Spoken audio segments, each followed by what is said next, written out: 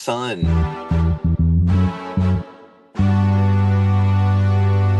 Grow with Kyle Evans.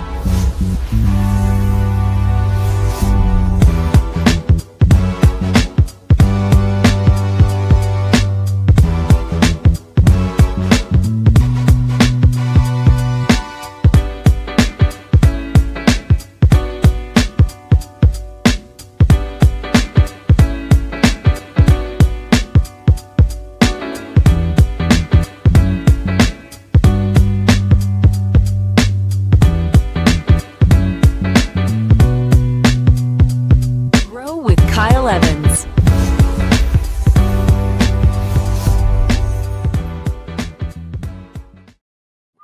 Woo! Friday, May. I don't even know where we're going with that, guys. Before the show, me and Marcus get a chance to chat the chit and chitty and chatty, and my boy was mid-story, but guys, it's 8 a.m. and we had to get on, so here we go. Welcome back to the Grow Show. Good morning, Marcus. Good morning, buddy. Good morning. And yes, I was telling you mid-sentence, one of my best friends, they just welcomed baby boy into the world. So Man, that's shout out to awesome. my buddy Sam in Nashville. What's up, guys? Welcome to Finish Strong Friday. Kyle, how you feeling, man? How's the week been? Man, the week's been good, dude. I was just thinking this morning that I feel really good today. We had the opportunity to go out on the road and pour into agents and talk and coach all week and be there for our expansion team. And I know after this, we get to do some lead generation with the squad. So I'm pumped up, dude. Exactly. And that lead generation, man, one of the biggest resources that we've ever found, both in our businesses and also across the country, with all the research that we could possibly do amongst all these agents and all these teams. The number one resource for leads is always and forever will be, I believe, the database. It's so funny that you bring that up, Marcus. Almost like we've been talking about this tome, if you will, this manuscript by the deceptively tall Oh, yeah. Jay Papasan, man. Yep. Guys, we've been cruising through this database conversation, throwing in, if you're following along at home, page 94 is where we're picking back up. And it talks about the three non-negotiables for database maintenance. Three non-negotiables. Number one, update information and check for accuracy. Number two, fill in the gaps. And number three, purge. Let's start with number one here. Update information and check for accuracy. It's a very simple line. Just buckle up. Here it comes. People's lives change constantly. Ta-da! That's it. They That's do. it. Marcus, Yeah. what are the 6 Ds of real estate? Oh, my goodness. So we've got divorce, death. Help me out. Diamonds. Diamonds. Yeah. See, I just go marriage, man. Yeah, the diamonds. See, you're materialistic. I'm about the virtue. Okay, so I see where you're headed at. Diamonds, death, divorce. Deployment. Yeah, you're gonna keep going with this one. This is yours. The baby. The baby. And diplomas, man. Guys, a lot of people's lives are changing constantly. The baby. Shout out Cody Gibson. Stole that one from him. I used to say diapers, but I like the baby so much more. The baby, diplomas, diamonds, divorce, death, and deployment. People's lives are constantly changing. Are you paying attention? Are you staying in emotional proximity with them for when it comes time for that, man? Are you tending to your database? Marcus, I know you have been in this business for a long time. Do you see people transact real estate every 10 years, or does it happen sooner than that sometimes? Man, there's a large percentage of the database that's going to transact much sooner than 10 years. And what I've also come to realize is that if you've asked certain questions, you actually shorten that window considerably for a lot of people out there. There's a lot of investors in your database disguising themselves as very conservative homeowners. They don't know necessarily the next steps. They don't have that advisor that says, "Hey, I know this is nerve-wracking and you've heard all these horror stories, but let me show you how this could be really beneficial." And when you start to open up those doors and educate anyone who shows any interest at that level, you turn that one person who may have bought the 30-year home, and yet you turn them into an investor, and now all of a sudden they're clipping it one every 5 years or 7 or whatever it may be. But then you'll, by having that as a practice, Kyle, I think that's the important thing, by getting into the habit of asking certain questions and staying in touch, I think you uncover those diamonds, those people that all of a sudden Mm. they get an upgrade at work, they get some kind of good momentum in life, and they really start clipping off and develop an entire rental portfolio. We've seen this in the bold room countless times. So I did, and I've got a little something on the updating, like the task and everything. Shout out to my buddy Rodney Mason out of Atlanta, Georgia. He has a system and he calls it TSN, and it's tasks, smart plans, and notes. Every single time he's on the phone with somebody, and I'm talking every single time, he's looking to fulfill one of those 3 slots based upon the conversation. Do I have a task that I can follow up with? Are there some updated notes? Even if I just got the dog's name, like it can be as something as small as that. Or do I need to put them on a smart plan based upon what we discussed? So shout out to Rodney, man. And I think it's important as far as updating. You always say this, it's not about necessarily being the best salesman. It's about being in emotional proximity when they're ready to transact. The best real estate agent does not always sell the most homes. The best known real estate agent sells the most homes. Marcus, it sounds like to me when you first started with that, we're about to add lucky number 7 to the D's of real estate and diversification, Well, right? Or diversification. dividends. Yeah. Yeah. I like that, man. I like that a lot. But you said it. Everybody's life changes. I mean, think about y'all's life right now. How much has changed in the last year for y'all? Done. And yeah, and it's just, you think about that, and if we're not aware of that stuff, it's not a slap your hand, or it's more like that's just an opportunity. So if you're bored with the questions that you're asking, get you on some Phil Jones, get you on some Jordan Freed. Come on here, we can download some questions for it. Like the whole thing, the power of the question is actually going to be, to me, the intriguing thing about this job. Mm-hmm. If you do the same boring tired questions, you're going to be bored and tired. But if you start to flip it and challenge yourself and then challenge them and see the results, you could find yourself getting fascinated and excited about having more conversations. Dude, coming to number 2 here on that thread right there, re-engage and fill the gaps. Are you asking the right questions? Here's a very lazy poo-poo question. How you been? Oh, yeah, How yeah. you been? You coming or are you That's- going? how you and the fam doing? Good. We're Good. good. We're Yeah, good. we're good. Hey, Kyle, man, I got one for you, buddy. You know, Copeland's 2 years old. I got a random one for you. What is the most enlightening thing that you have learned from being a father? Boom. Hey, Kyle, man, I see you traveling like crazy. This is not having to do with anything, and yet, are there any like flight deals that I should be aware of? Are there any hotel like perks? Because we're thinking about traveling. Is there anything that I should know, like little hacks that you found out? I got nothing to do with real estate in either one of those, and yet we're tapping into something that's important to them, that they're either good at or they're intrigued with or that they're doing, and all of a sudden we have a different conversation. Everybody gets the hey, how are yous? Marcus, what are you looking forward to the most in the next, I don't know, 30 days or so? What's exciting for you? I'm so glad you asked. It's Nobody's asked so me that. it's so easy and we overcomplicate it. It's like, man, just be a real human being and a lot of times we hear agents say, "Well, I just don't know what to say." I'm like, "Do you talk to your friends? Do you have friends?" And they're like, "Well, yeah." I'm like, "Do that." Well, hold on now, because Kyle, you're doing you do a great job with friendships around asking challenging questions, asking intriguing questions.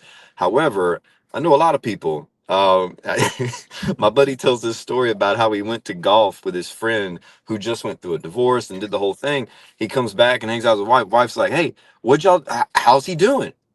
He's good. Well, how's he doing with the whole divorce? I don't know. We didn't talk about it. You were there for 4 hours. Sometimes even friendships, if you don't have those questions, if you're not conditioning yourself to ask deeper questions, you're actually leaving a lot on the table. Mm, yeah, that's a good point. So here's an idea on that. Lucky number 3, purge. Guys, your database, we've got to update information. We've got to be adding to it. We've got to be checking for accuracy. Number two, we've got to re-engage the people who are getting a little dusty, a little lonely, and fill the gaps. But number three, it's okay to purge. Guys, just like a garden, sometimes you got to pull the weeds. Like Marcus said, man, we might be leaving stuff on the table. We might have people who we just don't mesh with. We just don't click with. We just share no common energy or direction or anything to talk about. Maybe that's not your people. Now, I am always cautioned to say this, and Marcus is the same way. Whenever we say purge, Mm. we don't mean go too hard on the purge, because some of y'all be just dropping people that you shouldn't be dropping. When I say purge, if you keep coming across a name, and I'm going to pretend that you guys are all doing what you should be doing and talking to your people once a quarter. If you come across a name every quarter and it just sucks your will to live and it stops you from continuing on the process of calling, purge that. Yeah. Take that out. We always talk about life by design. I mean, there's also the thing about lead gen by design, business by design. Like, you get to choose your clients if you show up with discipline. If you don't show up with discipline and consistency, you have to take whatever client you can grab onto. So that it all comes down to that. And yet you're right, man. How many times, Kyle, have you gone around the country, and we always ask the question, how many people in your database, right? And then the easy follow-up for me and you, I don't know if every coach does it, but how many of those people do you know their next real estate goal? And there's this massive gap, right?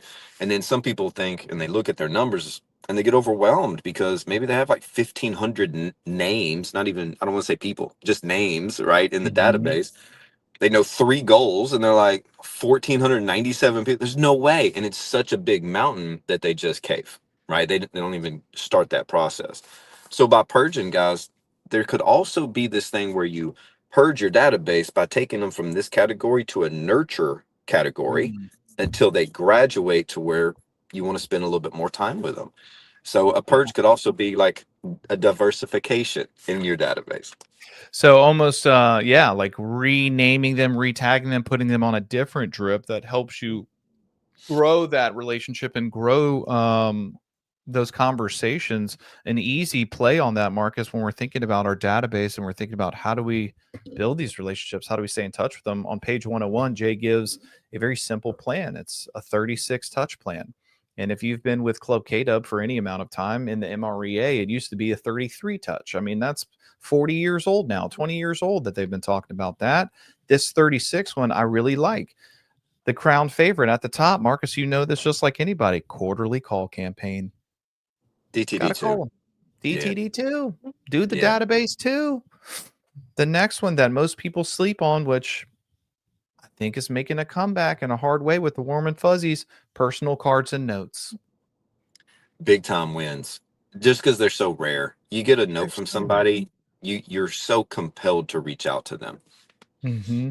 Shout out to my bride who does a really good job of writing thank you notes. And Nice. I like do not do it. I don't know if it's just being a dude or a high D or something like that. I'm like, they know how I feel. I trust they know how I feel. Whatever. They know I'm thankful. And she does that every time, man. Anytime someone gives her something, does something, she's like, writes a thank you note. And I'm like, that's a really good practice. It's really good. You want to see the power in it, bud? I'll give a little cheat code to prove to everybody the power of a handwritten note.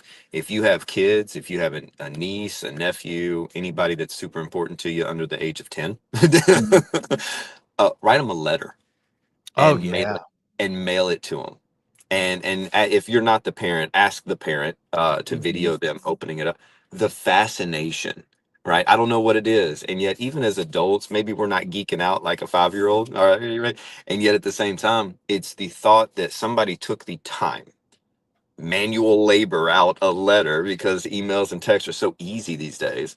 To do that, put it in the mail and send it to you. You'll get responses. You will create engagement.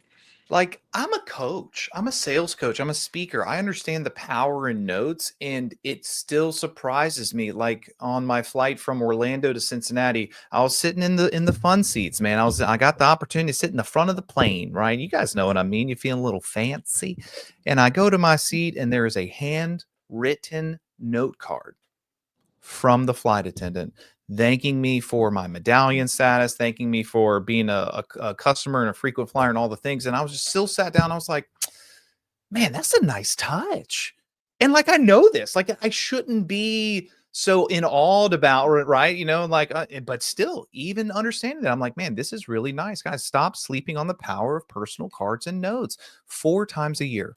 Once a quarter, I think you can pull out your little wrist, not do the carpal tunnel, and then just write a note once a quarter. And if you're going to do it once a quarter and you create a system around 2 notes a day, 10 notes a week, my goodness, it becomes really, really easy. Mail them all out at one time. That way you get massive feedback and massive engagement immediately. Just start stacking them up. And before you leave the office, you put 2 in. You hand 2 to your assistant. You hand 2 to your accountability partner, whatever it looks like. Take a picture and send it to somebody that's holding you accountable. Create the system. And it doesn't have to be 10 hours, right? It can be Right. literally about 3 to 4 minutes a day, and yet you're clipping it off. We got quarterly calls. We Yes, got sir. 4 personal notes. We're at 8 right now. He gives a great example in here of a way to get 16 of these touches out the way. Marcus and me and you have been running this play very recently. We love it. 4x4 for events or giveaways. 4x4. Each, you're going to do 1 event or giveaway a quarter. So that's 4, but you're going to have 4 touches each event. So every single time you do it, you're going to send out a save a date. You're going to call the day before or text the day before. You're going to text or call the day of. And then you're going to say a thank you for coming or sorry we missed you. 4 touches right there times 4 events. That's 16 of these 36 touches out the way. An agent that is thriving right now. She is just doing such a great job with this. And she's a mega. She has a lot on her plate. She's rolling and going. And she hit me up and she said, "Hey, I've got 21 people to follow up with from our event. I am covered up. What's a little cheat code to save me some time and yet stay in touch with them?" Because she knew the importance. I said, "Awesome. Do a video and say something to the effect of, hey, I'm sending this out of thanks or out of I missed you," either one, right? Whatever the play is. And I just wanted to make sure that I followed up based on our conversation. When's a great time for me to call you next week? And that's it. So she's loving on them. She did 2 videos technically, depending on the category, and she sent them out within 10 minutes versus 3, 4, 5 hours of okay, right? And then she set appointments for the following week. She lined up like 5 appointments, I think, maybe 6. I'll confirm with her and come back with it. But she did that as a hack to her time and yet an honor to the clients that deserve it. That's pretty slick. That's pretty slick right there, buddy. Well, I think people hear Legion and they think just here. And I'll remind everybody, I know you do all the time, when somebody sees a video, their psychology feels like they hung out with you. So that is a great touch point. Make it personal. Don't make it too salesy. And then set a next step. That's it, guys. So we've got personal cards once a quarter. We've got quarterly call campaigns following DTD2. We've got the 4x4 for events and giveaways. And lest we not sleep on the perennial powerhouse of a monthly newsletter. A monthly newsletter, guys. That's 12 touches. If you don't like the newsletter and you're with Club K.W, I'm going to give you another pro touch that you can do once a month. The neighborhood nurture. There are all these ways to stay in touch with your database. You just got to do it. Just do the work. An easier hack too, the power of social media. I've been running a play and it's a very small video, like less than 60 seconds every single morning, just on my story. Sometimes I'll create a reel if something cool is going on, blah, blah, blah. I've gone up and I had 18,000 more views in 2 weeks than I had before. And it was just based on consistency. That's a touch point for my database because they're connected to me on social media. That's a consistent touch point. So I'm having people reach out to me, just little comments, little thanks for this, whatever.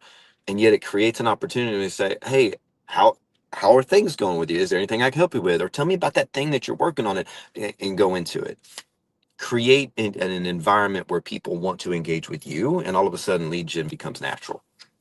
Very easily, guys, very quickly in 20 minutes of your time. We talked about simple ways to dominate your database, to be the local economist of choice, to be sticky and be in relationship with people. One of the main takeaways I want you to understand here is there's more than one way to skin a cat. Go Truth. find the thing that works for you, that you resonate with, and just do the dang thing. Also, do your business, do your family a favor, pick up a copy of The Rookie Real Estate Agent. We're going to continue our deep dive on this because me and Marcus get better by going through it with you. Marcus, parting words for the adoring fans out there. You just said it, buddy. There's so many different ways to lead gen, and I'll remind everybody, a focused fool can accomplish more. Focused fool can accomplish more than a distracted genius. So when you pick your one thing, dive all the way in. Don't try to do 18 things at once. We love you. We mean it. We're looking out for your success. Is that why I've been so successful? Just being a focused fool and not a distracted genius? That's Blinders, baby. Blinders. Let's go. a couple of couillons out here. Have a good Friday, ladies and gentlemen. We love you. We mean it. See you next week.